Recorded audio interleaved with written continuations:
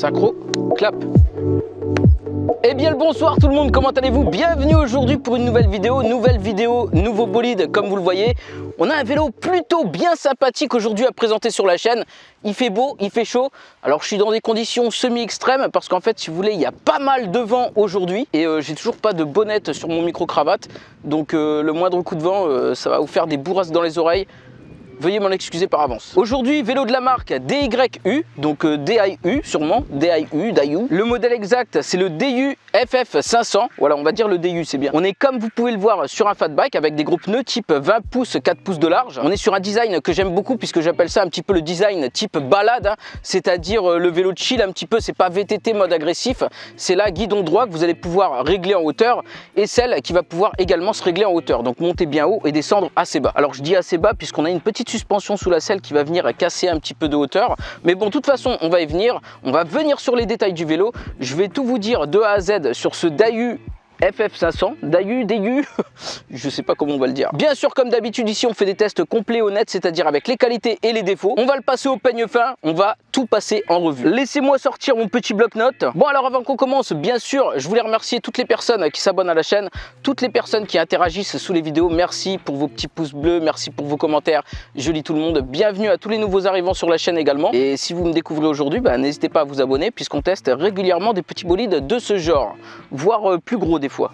Et des fois plus petits. De toute façon, on teste tout ce qui touche à la technologie sur cette chaîne. Alors donc, on est sur un fat bike, ça je vous l'ai dit. On est sur un moteur arrière de 500 watts. Donc on est sur une moyenne. On n'est pas sur la moyenne basse, on n'est pas sur la moyenne haute.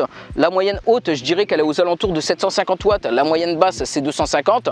Là, on est sur du 500, du entre deux. Donc c'est péchu, ça a de la reprise. On est sur une batterie de qualité sur le vélo. De toute façon, vous allez voir qu'ils ont choisi des composants de qualité. C'est plutôt cool pour un vélo. On est placé assez haut au niveau tarif. Mais vous allez voir que tout se justifie. Donc on est sur une batterie LG de 48 volts 14 ampères. Alors 14 ampères, pareil, on est sur une moyenne. Voilà, c'est pas la moyenne basse, c'est pas la moyenne haute, mais on est sur une moyenne. Niveau autonomie, on nous annonce 100 km. Alors comme d'hab, à chaque fois je le répète, hein, mais les autonomies sont très souvent surestimées par les entreprises. Très souvent, même trop souvent. Donc là, à cet instant précis de la vidéo, bien sûr, je suis loin d'avoir pompé toute la batterie, hein. De toute façon, la vidéo se déroule toujours en deux parties.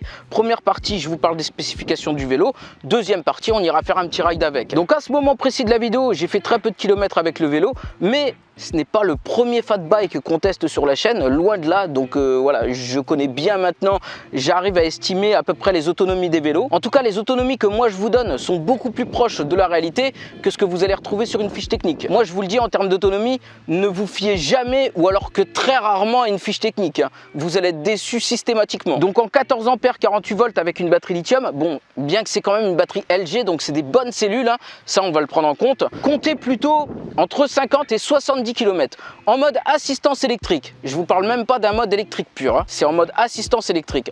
Comptez 50 à 70 km. Je vous donne une grosse fourchette puisque ça va dépendre de l'utilisation que vous allez en faire. Ça va dépendre surtout des terrains que vous allez emprunter. Si vous allez prendre des chemins, si vous allez prendre du plat, si vous allez prendre de la montée, de la descente, tout ça, ça va jouer. Donc grosse fourchette entre 50 et 70 bornes. Mais je compterai pas sur 100 km, hein. Si vous comptez faire 100 km avec le vélo, vous dire allez, je vais le recharger, je pars pour 100 km. Vous arrivez à la moitié, vous n'allez pas faire le retour, hein, je vous le dis direct. Sauf si vous écrasez bien la pédale, là il y a peut-être éventuellement moyen.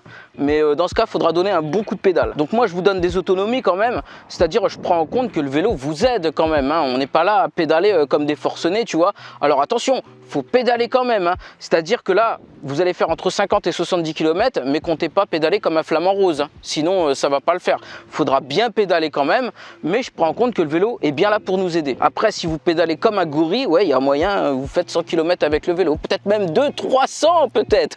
Voilà, si l'assistance, elle se met jamais en route. Vous pouvez même faire 1000 km dans ce cas-là. On a un écran LED sur le vélo. Alors un écran LED que je connais bien puisqu'on le retrouve sur pas mal de modèles. C'est un écran standard qu'on retrouve même sur des trottinettes, des vélos. Enfin, cet écran-là, il est vraiment partout. Ça m'étonnerait pas un jour de le retrouver sur des friteuses ou sur je ne sais quoi d'autre. Mais voilà, on le trouve vraiment partout cet écran. En même temps, c'est vraiment pas pour me déplaire puisque cet écran, je l'aime beaucoup.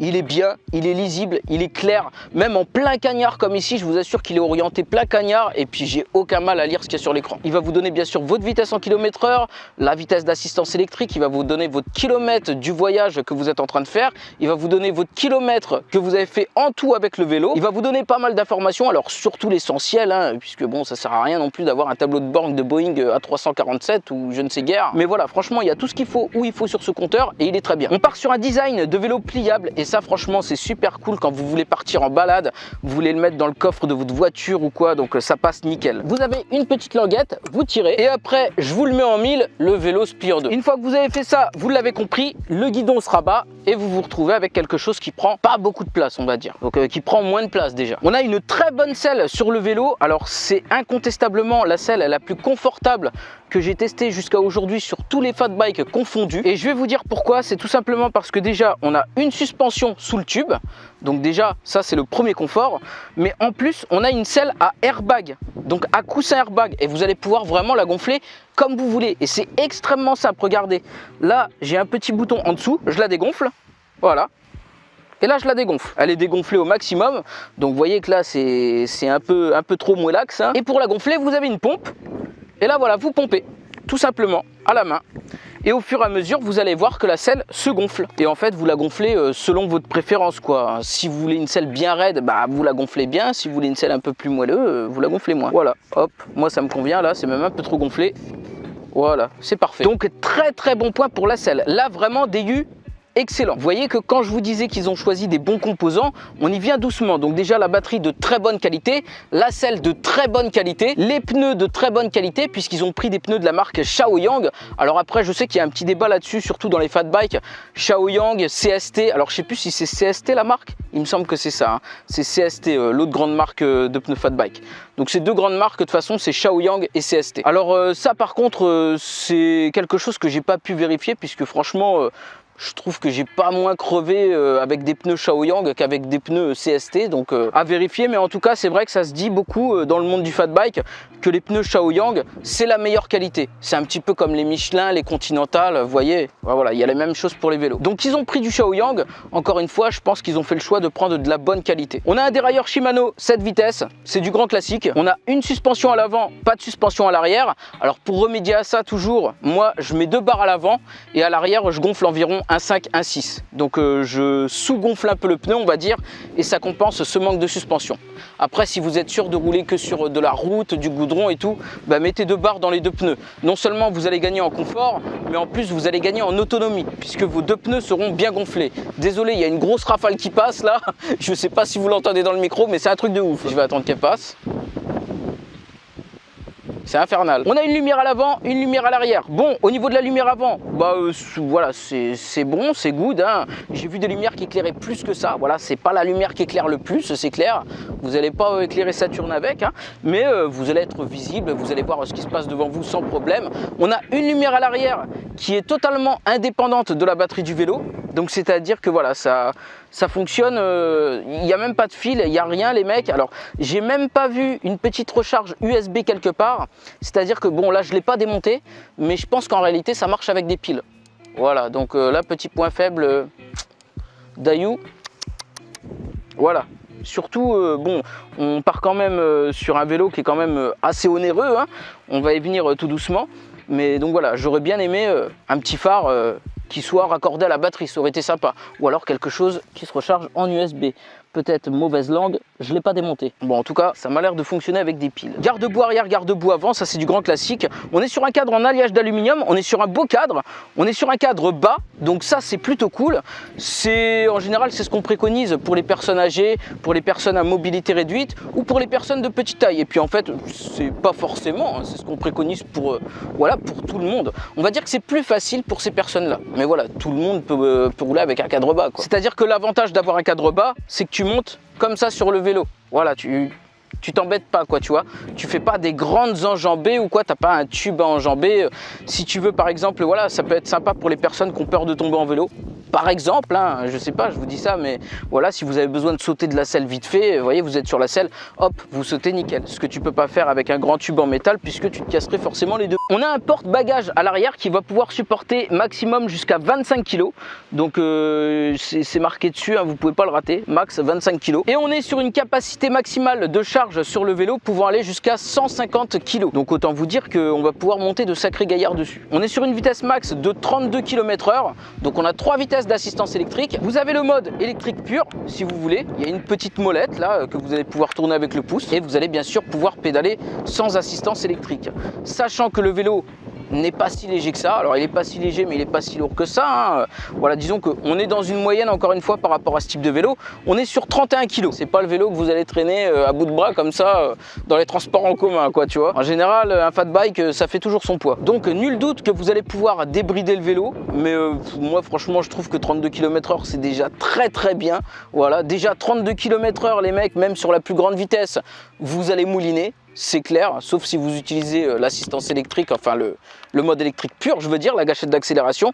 Mais sinon, en pédalant, 32 km/h, tu moulines. Donc c'est toujours ce qui manque sur ce type de vélo, c'est des plateaux. Ça, c'est dommage. À chaque fois, je le répète, voilà, c'est dommage. Je comprends pas pourquoi ils mettent pas de plateau sur les fat bikes. Ça coulerait tellement de sens. Tu pourrais monter au moins à 80 avec le vélo, là. Tu prends le gros plateau et tout, puis après, tu te prends une giga vôtre. Le vélo est étanche IP54, donc mais c'est dingue, ça se vend. Oh, c'est fini, oui. IP54 au niveau de l'étanchéité, donc vous n'allez pas faire de la plongée sous-marine avec, hein, mais vous allez pouvoir rouler sous la pluie, sur la neige, voilà, sans aucun problème. Normalement, je vous dis ça parce que c'est vrai que je raconte très souvent ma petite anecdote pour vous dire que j'ai cramé un contrôleur de fat bike, donc qui était étanche et tout, vous pouvez rouler sous la neige, sous l'eau, dans les airs. Voilà, j'ai pris une flaque d'eau, mort. Donc voilà, celui-ci normalement, pas de problème, étanche IP54. Il est capable de prendre des pentes jusqu'à 15 degrés. Bon, ça m'étonne pas du tout, franchement. Hein. J'ai pris la montée de la mort, mais alors sans aucun souci, les mecs. Hein. Voilà, j'ai pédalé vraiment comme dans du beurre, il m'a emmené tout seul. Temps de charge, il faudra compter entre 7 et 8 heures. Nous avons une batterie amovible sur le vélo, c'est-à-dire que vous allez pouvoir l'enlever, la recharger chez vous sans problème. Puis voilà, vous l'emmenez et puis vous faites des petites balades comme ça avec votre batterie. C'est plutôt sympa, non? Allez, je la remets et j'arrête de raconter les conneries. Donc niveau tarif, je vous avais dit qu'on allait y venir. On est sur un vélo qui coûte quand même 1500 €. Donc ça picote un petit peu. Après, ça se justifie quand même, hein. Je pense on a des bons composants, on a une excellente batterie. On sait que la batterie, c'est ce qui fait, je dirais pas les 3/4 du prix du vélo, mais presque. Voilà, c'est clairement le composant qui coûte le plus cher sur le vélo, c'est la batterie. On a des bons pneus, on a un cadre bas, on a quelque chose qui est bien fini avec des bonnes soudures. Ça a l'air très robuste. Voilà, on a un beau design, enfin... Voilà, je trouve qu'on a des bons composants, on a une bonne selle, une très bonne selle. Donc voilà, tout ça, je pense que ça va venir justifier le prix de 1500 €. Après, l'achat d'un vélo, bah, c'est un gros budget, les mecs. Hein. C'est vraiment une grosse dépense. Donc c'est vrai que tu te dis pas, tiens, je vais acheter un vélo comme je vais acheter une baguette de pain, quoi, tu vois. Tout le monde n'a pas des prix comme ça à mettre dans des vélos. Donc voilà, c'est quelque chose, c'est un achat qui se réfléchit. Et puis, il faut voir selon vos besoins, selon vos envies. Là, vraiment, on est sur quelque chose de qualité avec des très bons composants. Donc bah pour moi ça justifie tout ça. Allez, j'arrête mon blabla, j'éteins le téléphone et puis on va tout de suite faire un tour avec le vélo. Let's go!